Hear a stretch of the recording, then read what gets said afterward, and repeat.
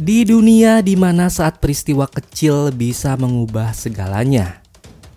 Bayangkan jika sejarah berjalan sedikit berbeda, satu napas lebih panjang, satu penyakit yang tak pernah datang. Nah, dalam timeline alternatif ini, Kimimaro, murid paling sempurna milik Orochimaru, tidak pernah terserang penyakit yang merenggut nyawanya. Ia tetap hidup, tetap setia, dan tetap menjadi tubuh ideal bagi ambisi gila sang Sannin ular. Dari titik itu, arah sejarah dunia shinobi berbelok tajam. Orochimaru tak lagi terhalang oleh kelemahan tubuhnya, tak lagi dibatasi oleh waktu. Ia melangkah menuju puncak kekuasaan dengan tubuh Kimimaro sebagai wadah sempurna, tulang baja, kekuatan dewa, dan otak jenius yang tak mengenal batas moral. Oke, dengan tubuh baru itu, Orochimaru tidak hanya selamat dari kekalahan di Konoha, tapi juga berkembang menjadi ancaman besar dalam sejarah ninja. Serangan ke Desa Daun berakhir dengan kemenangan mutlak. Tangan Hiruzen tidak pernah berhasil menyegel jutsunya, dan dunia pun mulai goyah di bawah bayang-bayangnya. Dari laboratorium tersembunyi hingga medan perang, nama Orochimaru berubah menjadi simbol ketakutan. Setiap langkahnya adalah langkah menuju keabadian. Dan ketika akhirnya ia menatap Sasuke Uchiha sebagai target berikutnya, semua tahu ini bukan lagi tentang balas dendam atau eksperimen. Ini tentang kehancuran total dunia shinobi. Let's go, kita bahas lebih dalam.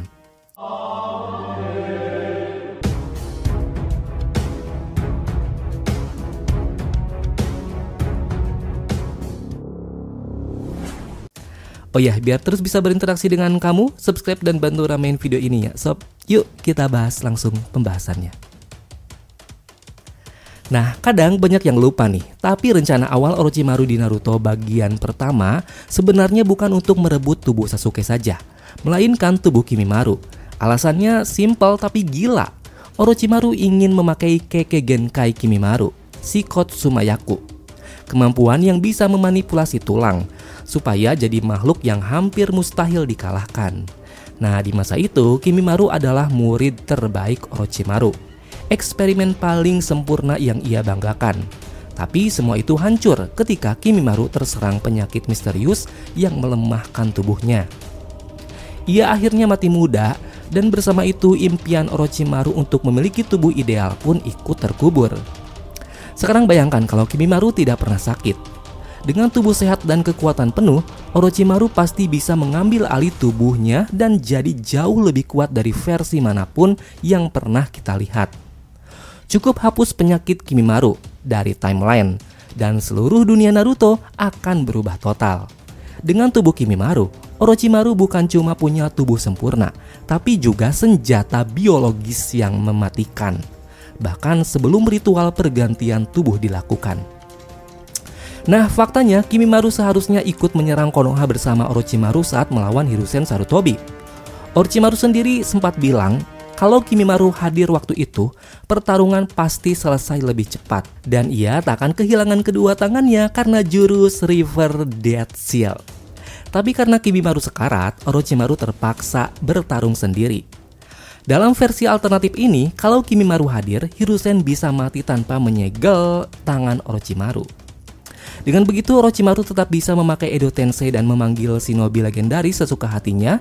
Dunia ninja bisa hancur lebih cepat.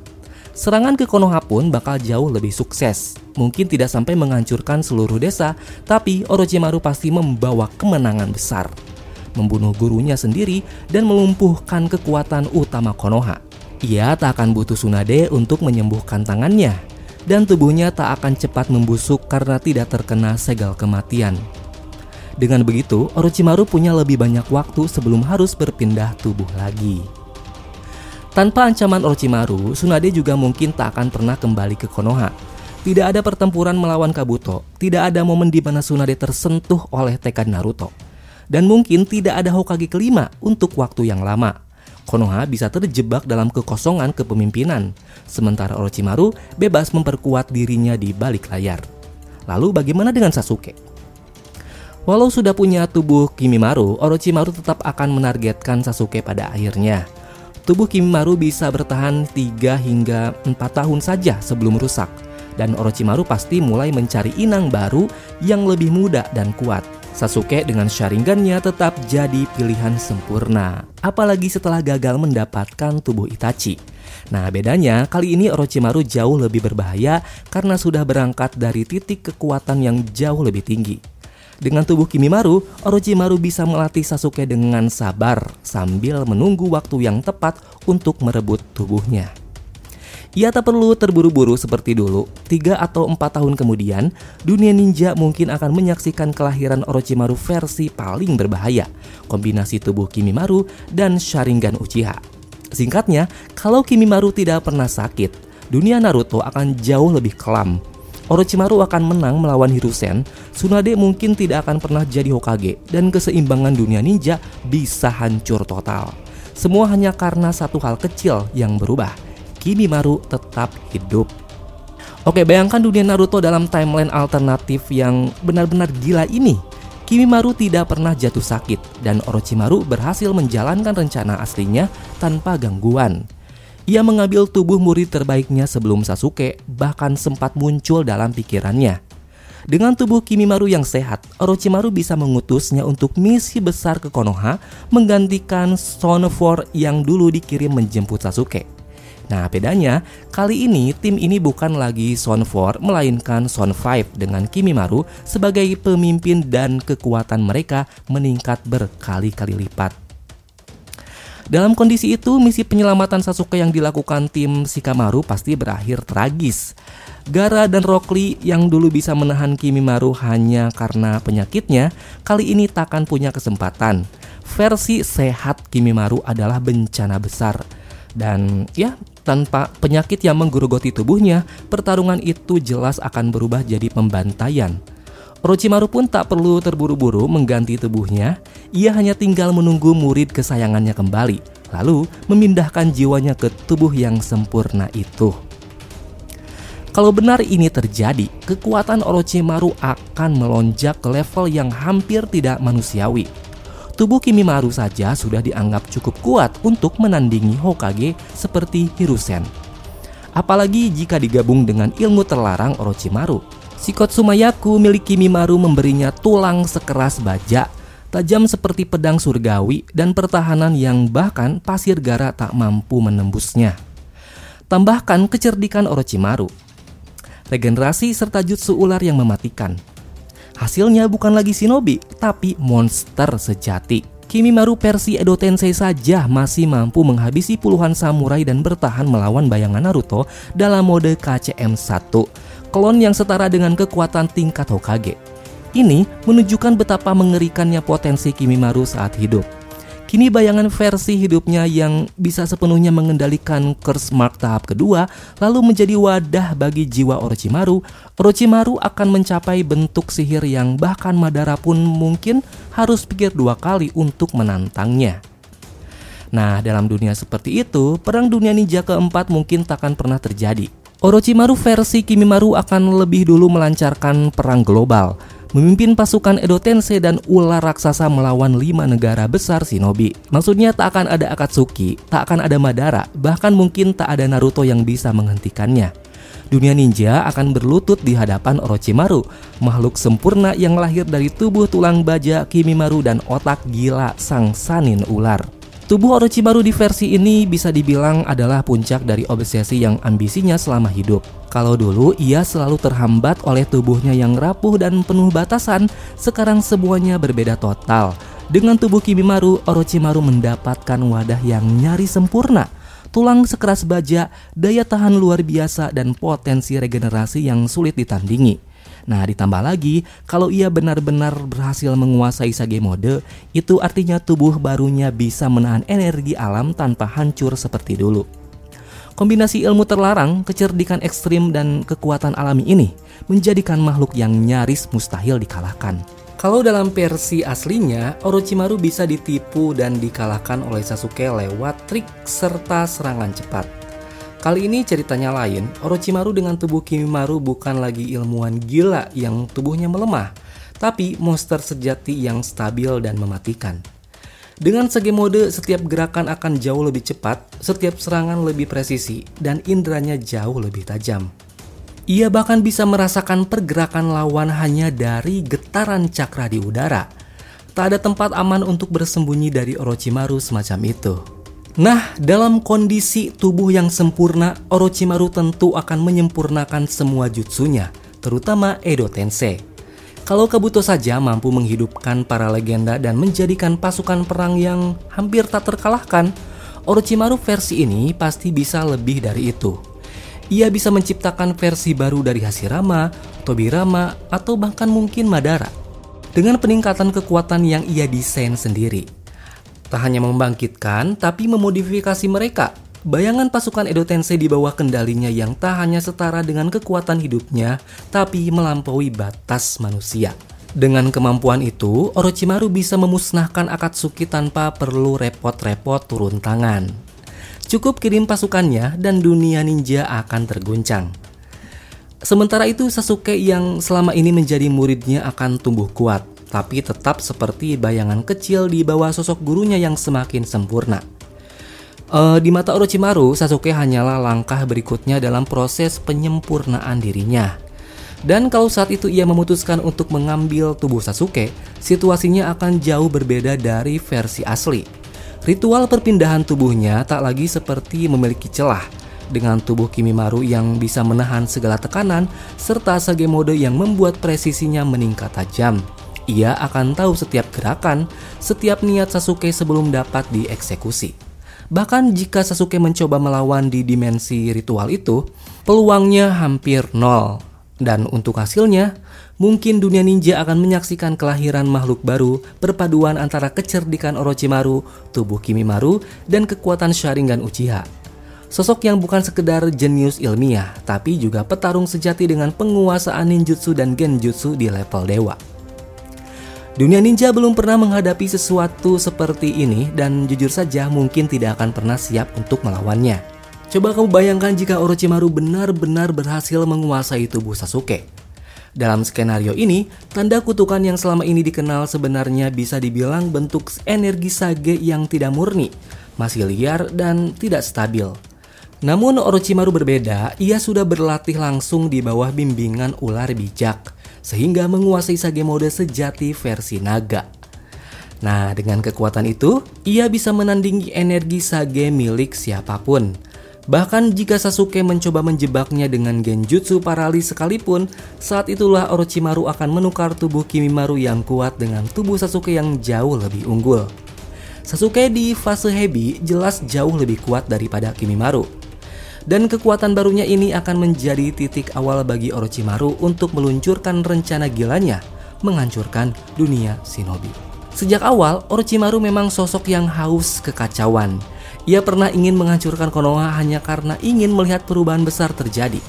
Sekarang dengan tubuh Sasuke, kemampuan Edo Tensei dan pasukan shinobi abadi di bawah kendalinya, Orochimaru bisa menyerang desa manapun sesukanya. Ia bisa muncul tiba-tiba di Iwagakure, Konohagakure atau bahkan Suna, lalu memanggil pasukan Edo Tensei untuk menebar kehancuran. Dalam kondisi ini, Orochimaru bukan hanya berbahaya tapi nyaris tak terkalahkan. Ia memiliki Sharingan dari tubuh Sasuke, kekuatan Sage mode, serta ilmu terlarang yang tak terhitung jumlahnya. Jika Itachi mengetahui bahwa Orochimaru berhasil mengambil tubuh adiknya, situasi akan langsung berubah drastis.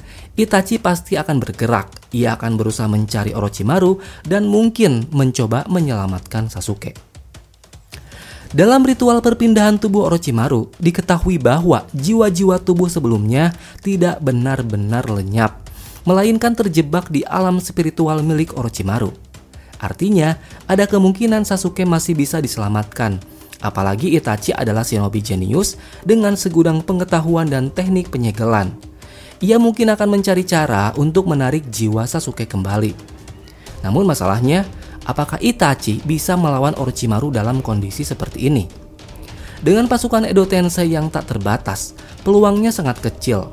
Bayangkan Orochimaru memanggil 4 Kage legendaris sekaligus, Kazekage keempat, Mizukage kedua, Tsuchikage kedua, dan Raikage ketiga untuk melawan satu orang Itachi yang cakranya terbatas. Nah, walau Itachi punya Totsuka Blade untuk menyegel musuh, melawan banyak Kage abadi jelas bukanlah hal yang mudah. Satu-satunya cara Itachi bisa menang hanyalah dengan menyerang terlebih dahulu, menaruh Orochimaru dalam Genjutsu Tsukuyomi yang kuat, dan segera mengekstrak tubuh Sasuke darinya. Tapi itu pun beresiko besar, karena meski Orochimaru tumbang, Edo Tensei-nya akan terus bertarung. Jika Orochimaru memiliki Sage Mode, pertarungan jarak dekat pun akan jadi mimpi buruk. Bagi Itachi tentunya ya. Tubuhnya akan memiliki daya tahan luar biasa dan reaksi yang jauh lebih cepat. Ditambah dengan Sharingan Sasuke yang bisa menahan sebagian besar Genjutsu Itachi. Orochimaru mungkin bisa membebaskan diri bahkan dari Tsukuyomi. Nah, jika Itachi mencoba membakar Orochimaru dengan Amaterasu, Orochimaru bisa menggunakan gaya ular miliknya untuk meloloskan diri. Seperti yang dilakukan Sasuke saat melawan Itachi di versi asli. Dengan kondisi seperti ini, peluang kemenangan Itachi hampir nihil. Jika Orochimaru benar-benar membunuh Itachi, ia pasti tidak akan melewatkan kesempatan untuk mengambil alih tubuhnya. Dari situ, ia bisa atau bahkan mengetahui rahasia Eternal Mangekyo Sharingan. Cara menggabungkan mata saudara untuk mendapatkan kekuatan abadi. Satu-satunya tantangan bagi Orochimaru adalah cara membangkitkan Mangekyo Sharingan milik Sasuke. Biasanya kekuatan itu muncul karena trauma emosional yang mendalam. Sesuatu yang tidak mungkin dirasakan Orochimaru, karena ia hampir tidak memiliki emosi manusiawi. Ia mungkin tidak akan pernah bisa membangkitkan Mangekyo meskipun memiliki tubuh Sasuke. Namun Orochimaru bukan tipe yang menyerah begitu saja. Ia mungkin akan memperpanjang umur tubuh Sasuke dengan berbagai eksperimen, mungkin hingga 5-7 tahun.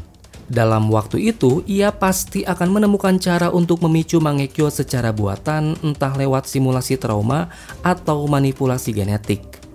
Setelah berhasil, ia bisa menanamkan mata Itachi dan mendapatkan Eternal Mangekyo Sharingan. Dan jika itu terjadi, kekuatan akan berada di luar nalar. Tidak berhenti di situ, Orochimaru kemungkinan besar juga akan menanam sel Hashirama ke tubuh barunya, seperti yang ia lakukan pada orang lain sebelumnya. Dengan itu, ia akan memperoleh faktor penyembuhan super cepat dan bahkan kemungkinan menguasai elemen kayu. Pada titik ini, Orochimaru bukan lagi manusia biasa, ia akan menjadi makhluk dewa dengan tubuh Sasuke, mata Itachi, kekuatan Hashirama, dan kebijaksanaan Sage Naga. Dunia shinobi tidak akan punya satu pun kekuatan yang mampu menghentikannya. Bayangkan jika semua ambisi Orochimaru benar-benar terwujud. Dengan tubuh Sasuke yang sudah memiliki Eternal Mangekyo Sharingan, ditambah energi Sage Mode naga sempurna dari hasil latihan di Ryuchi Cave, serta sel Hashirama yang membuat tubuhnya tahan terhadap hampir semua serangan. Maka potensi Orochimaru akan melampaui batas manusia. Tak berhenti di situ, dengan kemampuan Edo Tensei, ia bisa membangkitkan pasukan shinobi legendaris, termasuk Itachi dan seluruh anggota Akatsuki yang gugur. Dunia shinobi jelas akan gemetar menghadapi kekuatan sebesar ini. Dalam kondisi seperti ini, mungkin hanya Obito dengan Kamuinya yang bisa menantang Orochimaru. Meskipun bahkan itu pun tampak mustahil. Orochimaru dengan kekuatan Sage Mode, tubuh Uchiha, dan Rinnegan akan jadi monster yang tak tertandingi. Apalagi dengan pasukan Edo Tensei yang bisa terus-menerus ia panggil kembali setiap kali dikalahkan. Bahkan jika kelima Kage bersatu melawannya seperti saat menghadapi Madara, hasilnya akan tetap sama, kehancuran total. Orochimaru selalu mengincar satu hal, menguasai semua jutsu di dunia dan menjadi makhluk terkuat yang pernah ada. Jika saja ia tak kehilangan kedua tangannya dan berhasil mengambil tubuh Kimimaro, perjalanan menuju ambisi itu pasti sudah dimulai jauh lebih awal. Satu-satunya ancaman nyata mungkin datang dari Madara sendiri. Jika ia dibangkitkan, namun itu pun beresiko besar. Karena jika Madara sadar dirinya dikendalikan Edo Tensei, ia bisa membebaskan diri, lalu berbalik melawan Orochimaru dalam situasi itu. Madara mungkin akan menghancurkan Orochimaru dan menggunakan tubuhnya untuk tujuannya sendiri. Bahkan mungkin dibantu oleh Zetsu Hitam untuk melanjutkan rencana kebangkitannya. Namun jika Orochimaru cukup cerdik untuk tidak membangkitkan Madara dan hanya menyimpan sebagai kartu traf terakhir, ia bisa saja benar-benar menguasai dunia shinobi.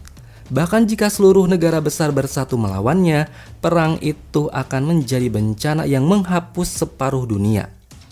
Meski pada akhirnya Orochimaru bisa saja tumbang, kerusakan yang ia timbulkan tak akan bisa diperbaiki. Ia lebih licik daripada Kabuto, lebih sabar dalam strategi, dan jauh lebih kejam dalam mencapai tujuan. Satu-satunya harapan mungkin hanyalah Itachi jika ia berhasil membebaskan dirinya dari Edo Tensei lewat Kotoa Matsukami seperti di cerita asli. Namun andai hal itu tak terjadi, dunia akan jatuh di tangan Orochimaru. Pada akhirnya, semua ini menunjukkan betapa krusialnya peran Hiruzen saat menyegel tangan Orochimaru dulu. Aksi itu mungkin terlihat sederhana, tapi sebenarnya telah menyelamatkan dunia dari bencana yang tak terbayangkan. Jika Orochimaru masih memiliki kedua tangannya dan kekuatannya penuh, tak ada yang bisa menghentikannya. Dunia shinobi akan runtuh di bawah ambisi seorang ilmuwan gila yang hanya ingin satu hal, kekuatan abadi dan pengetahuan tanpa batas. Nah teman-teman, kesimpulannya pada akhirnya satu hal yang memisahkan dunia dari kegelapan total atau penyakit Kimimaro. Sebuah takdir kecil yang seolah sepele tapi ternyata menjadi garis batas antara kehidupan dan kehancuran. Karena tanpa itu Orochimaru akan menjadi bentuk sempurnanya, menjadi makhluk abadi dengan kekuatan yang menandingi para dewa. Dunia ninja tak akan punya harapan. Tak ada Naruto, tidak ada Tsunade, tidak ada siapapun yang cukup kuat untuk menghentikannya. Semua akan jatuh di bawah kekuasaan Orochimaru, sang penguasa jutsu dan kematian. Kisah ini menunjukkan bahwa dalam semesta Naruto, nasib bisa bergantung pada hal yang paling tak terduga. Bukan kekuatan besar atau ramalan kuno, tapi sesuatu sekecil tubuh seorang murid yang rapuh. Jika Kimimaro tetap hidup, sejarah dunia akan berubah menjadi legenda kelam tanpa akhir bahagia. Dunia shinobi mungkin akan tetap berdiri, tapi hanya sebagai kerajaan mayat hidup di bawah kendali satu sosok abadi, Orochimaru sang dewa ular yang akhirnya berhasil menaklukkan segalanya. Terima kasih banyak telah mengikuti cerita ini sampai akhir. Jika ada yang ingin ditanyakan silahkan ya. Feel free tulis di kolom komentar di bawah ini teman-teman. Thanks ya telah menonton video ini and we'll be come back again.